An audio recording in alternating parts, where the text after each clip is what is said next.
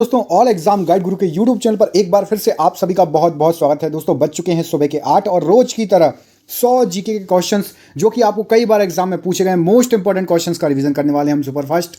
यदि आप चैनल पर नए हैं, चैनल को सब्सक्राइब कर लीजिएगा और वीडियो को मेरे दोस्त सभी अभी से लाइक कर दीजिएगा। स्टार्ट करते हैं वीडियो को। पहला क्वेश्चन, लोहे की कील पारे पर तैरती है जबकि जल में डूब जाती है, ऐसा क्यों? क्योंकि लोहे का घनत्व पानी से अधिक होता है और पारे से कम होता है। क्वेश्चन नंबर 2 देखिए, क्लोरीन एवं कार्बन के मानव निर्मित यौगिक का नाम क्या है? तो क्लोरीन और कार्बन से मिलकर CFC बनता है। CFC का फुल फॉर्म कमेंट बॉक्स में कमेंट करके जरूर बताइएगा। क्वेश्चन नंबर अगला, मृतक घाटी किस लिए प्रसिद्ध है? तो मृतक घाटी में अत्यधिक उष्णता होती है, अत्यधिक उष्णता के लिए मृतक घाटी प्रसिद्ध है। क्वेश्चन नंबर नेक्स्ट, ISI का फुल फॉर्म पूरा नाम क्या होता है? तो ISI का फुल फॉर्म होता है इंटर सर्विसेज इंटेलिजेंस, ISI। अगला क्वेश्चन लिखिए, संयुक्त राष्ट्र संघ कब स्थापित हुआ? तो संयुक्त राष्ट्र संघ 1945 में स्थापित हुआ। भारत के संविधान के किस भाग में नागरिकता से संबंधित प्रावधान है? तो भारत के संविधान के भाग 2 में नागरिकता से संबंधित प्रावधान है। कमेंट करके बताइए भारत की नागरिकता कैसी है, एकल नागरिकता या दोहरी नागरिकता? कमेंट जरूर करिएगा। दिल्ली को राष्ट्रीय राजधानी क्षेत्र का दर्जा किस संविधान संशोधन के तहत मिला था? तो 69वें संविधान संशोधन के तहत दिल्ली को राष्ट्रीय राजधानी का दर्जा मिला था। अगला क्वेश्चन, वर्ष 2011 की जनगणना के अनुसार भारत में 10 लाखी नगरों की संख्या कितनी है? मतलब जहां की जनसंख्या 10 लाख से ऊपर है। तो 53 ऐसे नगर हैं जिनकी संख्या 10 लाख से ऊपर है। Guinness book of world record द्वारा विश्व की सबसे बड़ी प्रत्यक्ष लाभ योजना कौन सी है? तो Guinness book of world record में नाम दर्ज है पहल योजना का। यह विश्व की सबसे बड़ी प्रत्यक्ष योजना है। अगला क्वेश्चन, मध्य रात्रि का सूर्य किस ध्रुव पर दिखाई देता है? तो मध्य रात्रि का सूर्य उत्तरी ध्रुव पर दिखाई देता है। अगला क्वेश्चन इसके साथ ही इंक्लूड है, डेटम रेखा क्या होती है? तो डेटम रेखा समुद्र तल की क्षैतिज रेखा जिससे ऊंचाई तथा गहराई की माप होती है, उसको डेटम रेखा कहा जाता है। अगला क्वेश्चन देखिए, विश्व में नहरों का शहर कौन कहलाता है? तो नहरों का शहर वेनिस को कहा जाता है। अगला क्वेश्चन देखिए, दल बदल निरोधक अधिनियम जिस तिथि को पारित हुआ था वह थी 15 फरवरी 1985 को दल बदल निरोधक अधिनियम पारित किया गया था। अगला क्वेश्चन देखिए, राष्ट्रीय मतदाता दिवस कब मनाया जाता है? तो 25 फरवरी को राष्ट्रीय मतदाता दिवस मनाया जाता है। अगला क्वेश्चन देख लेते हैं, भारत में उच्चतम न्यायालय का उद्घाटन कब हुआ था? तो उच्चतम न्यायालय मतलब होता है सुप्रीम कोर्ट। 28 जनवरी 1950 को इसका उद्घाटन हुआ था, याद रखिएगा। अगला क्वेश्चन देखिए, राज्य के नीति निर्देशक तत्वों में सम्मिलित नहीं है। तो सूचना का अधिकार RTI एक्ट 2005 में जो कि लागू हुआ था वो नीति निर्देशक तत्वों में सम्मिलित नहीं है।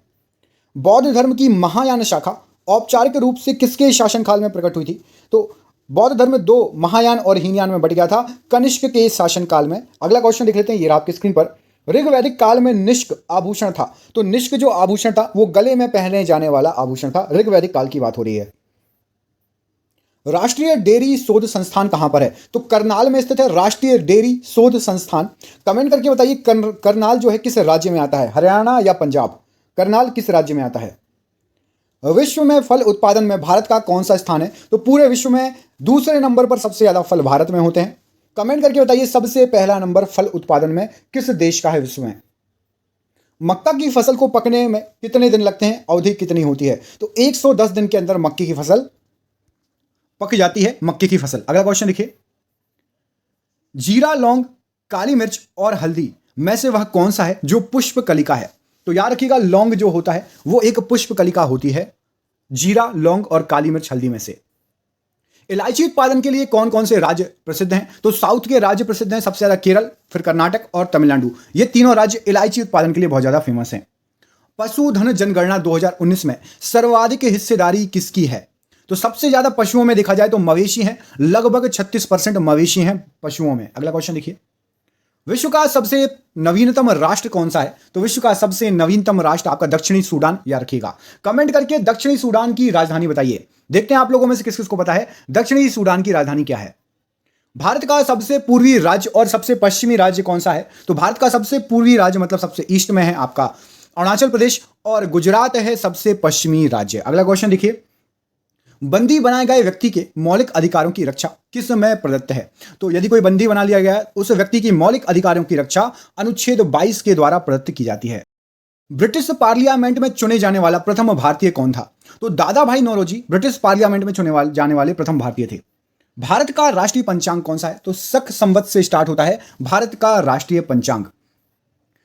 आंतरिक सुरक्षा अकादमी कहां पर अवस्थित है? तो आंतरिक सुरक्षा अकादमी माउंट आबू में स्थित है, याद रखिएगा। अगला क्वेश्चन, गद्दी लोग कहां पर निवास करते हैं? तो गद्दी लोग जो हैं हिमाचल प्रदेश में निवास करते हैं, याद रखिएगा। अगला क्वेश्चन लिखिए, केदारनाथ से रुद्रप्रयाग के मध्य कौन सी नदी बहती है? तो केदारनाथ से रुद्रप्रयाग के बीच मंदाकिनी रिवर बहती है, मंदाकिनी नदी बहती है। वह मिट्टी जो बेसाल्ट लावा के उपचय के कारण निर्मित होती है, कौन सी है? तो रेगुर मिट्टी जो है बेसाल्ट लावा के उपचय के कारण निर्मित होने वाली मिट्टी है। भारत के उत्तरी मैदान में शीत ऋतु में वर्षा होती है, क्यों? तो भारत के उत्तरी मैदान में पश्चिमी विक्षोभों के कारण शीत ऋतु में भी, ठंड के मौसम में भी वर्षा होती है। अगला क्वेश्चन, भारत, कनाडा, ऑस्ट्रेलिया और ब्राजील में वह देश जिसकी समुद्र तट रेखा सबसे लंबी है, कौन सी है? बताइए। तो भारत, कनाडा, ऑस्ट्रेलिया और ब्राजील में से कनाडा की समुद्री तट रेखा सबसे ज्यादा लंबी है, याद रखिएगा।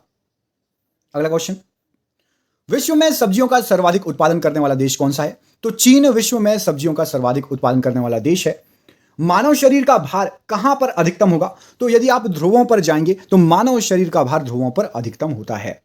जब कोई वस्तु ऊपर से गिराई जाती है तो उसका भार कैसा होता है? यदि वस्तु ऊपर से गिराई जाएगी तो भार में कोई भी परिवर्तन नहीं होगा, अपरिवर्तित रहेगा वस्तु का भार।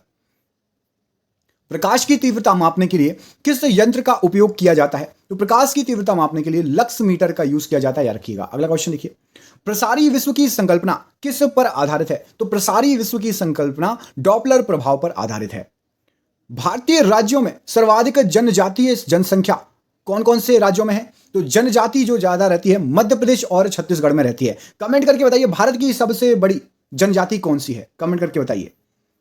ग्रेट ब्रिटेन, कनाडा, मैक्सिको और संयुक्त राज्य अमेरिका में से नाफ्टा में कौन शामिल नहीं है? तो आपको बता दूं, नाफ्टा में कनाडा है, मैक्सिको है, संयुक्त राज्य अमेरिका है, लेकिन ग्रेट ब्रिटेन शामिल नहीं है नाफ्टा में। यूरोपीय आर्थिक समुदाय का मुख्यालय कहां पर है? तो ब्रुसेल्स में यूरोपीय आर्थिक समुदाय का मुख्यालय अवस्थित है। कर्नाटक, मध्य प्रदेश, तमिलनाडु और उड़ीसा में से जनसंख्या की दृष्टि से सबसे छोटा राज्य कौन सा हो जाएगा? तो ऑप्शंस के अनुसार यहां पर उड़ीसा जो है जनसंख्या की दृष्टि से सबसे छोटा राज्य है, कर्नाटक से भी, मध्य प्रदेश से और तमिलनाडु से भी। इम्यूनोलॉजी का जनक कौन होता है, कौन है? तो एडवर्ड जेनर जो है इम्यूनोलॉजी के जनक माने जाते हैं। शरीर में पित्त का निर्माण कहां पर होता है? तो शरीर में पित्त का निर्माण यकृत में होता है। पूर्व राष्ट्रपति अब्दुल कलाम जी ने जो लड़ाकू विमान उड़ाया था वह कौन सा है? तो उन्होंने सुखोई 30 MKI लड़ाकू विमान उड़ाया था। अगला क्वेश्चन देखिए, वर्ष 1988 में जन्म शताब्दी मनाई गई किसकी? तो 1988 में डॉक्टर CV रमन की जन्म शताब्दी मनाई गई। क्वेश्चन एग्जाम में आया हुआ है कई बार। भारत के शीर्ष 3 मक्का उत्पादक राज्य कौन से हैं? तो 17-18 की डाटा के अनुसार महाराष्ट्र, कर्नाटका और मध्य प्रदेश में मक्का उत्पादन सबसे ज्यादा होता है। आइसोगोनिक रेखाएं कौन सी हैं? तो आइसोगोनिक रेखाएं समान चुंबकीय झुकाव वाली रेखाओं को आइसोगोनिक रेखाएं बोलते हैं। हमारी जलमंडल का सबसे बड़ा भाग कौन सा है? तो प्रशांत महासागर जो है जलमंडल का सबसे बड़ा भाग है हमारी पृथ्वी का। पर्ल ऑफ साइबेरिया किसे कहा जाता है? तो बेकाल झील को पर्ल ऑफ साइबेरिया कहा जाता है। एग्जाम में आया हुआ क्वेश्चन है।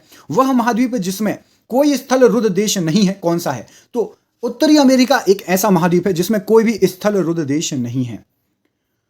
सौर मंडल का सबसे भारी ग्रह कौन सा है? तो सौर मंडल का सबसे भारी ग्रह बृहस्पति ग्रह ही है, जो कि सबसे बड़ा भी है।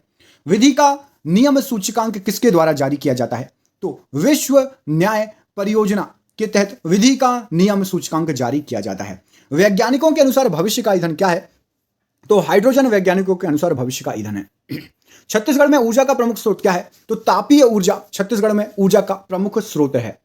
भारत में हरित गृह कृषि जिसको ग्रीन हाउस फार्मिंग कहते हैं प्रारंभ करने वाला पहला राज्य कौन सा था? तो पंजाब राज्य ने सबसे पहले ग्रीन हाउस फार्मिंग स्टार्ट की थी।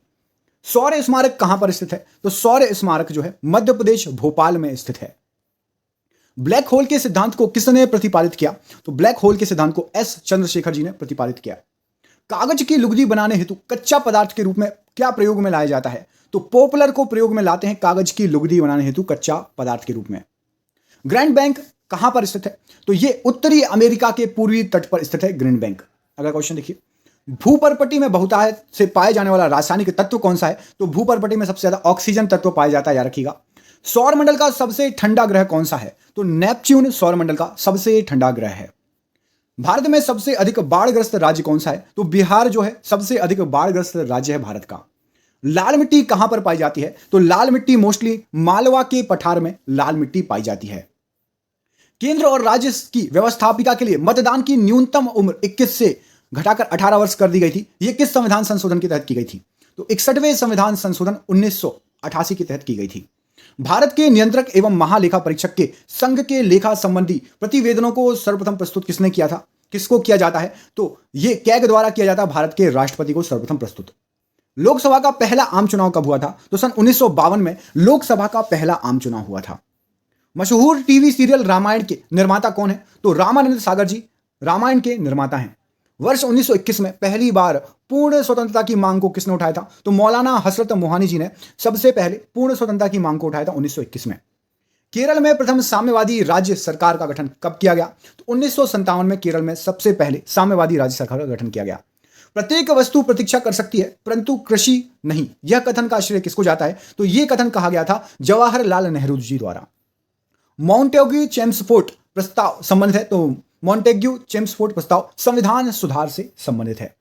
बिहार सोशलिस्ट पार्टी का गठन कब हुआ था? तो वर्ष 1931 में बिहार सोशलिस्ट पार्टी का गठन हुआ था। भारतीय व्यापार में ईस्ट इंडिया कंपनी का एकाधिकार समाप्त कब किया गया था? तो 1813 ईस्वी में भारतीय व्यापार में ईस्ट इंडिया कंपनी का एकाधिकार समाप्त किया गया था। कैबिनेट मिशन की अध्यक्षता किसके द्वारा की गई? तो कैबिनेट मिशन की अध्यक्षता सर पी लॉरेंस द्वारा की गई। भारतीय राष्ट्रीय कांग्रेस का प्रथम अधिवेशन कहां पर हुआ था? तो मुंबई में हुआ था भारतीय राष्ट्रीय कांग्रेस का प्रथम अधिवेशन। अगला क्वेश्चन है, गदर पार्टी का पत्र गदर क्या है? तो गदर पार्टी का जो पत्र गदर है वो एक साप्ताहिक पत्र है, हफ्ते में एक बार छपता था। स्थायी बंदोबस्त प्रारंभ करने का श्रेय किसे जाता है? तो लॉर्ड कॉर्नवालिस के प्रशासन काल में स्थायी बंदोबस्त प्रारंभ हुआ था।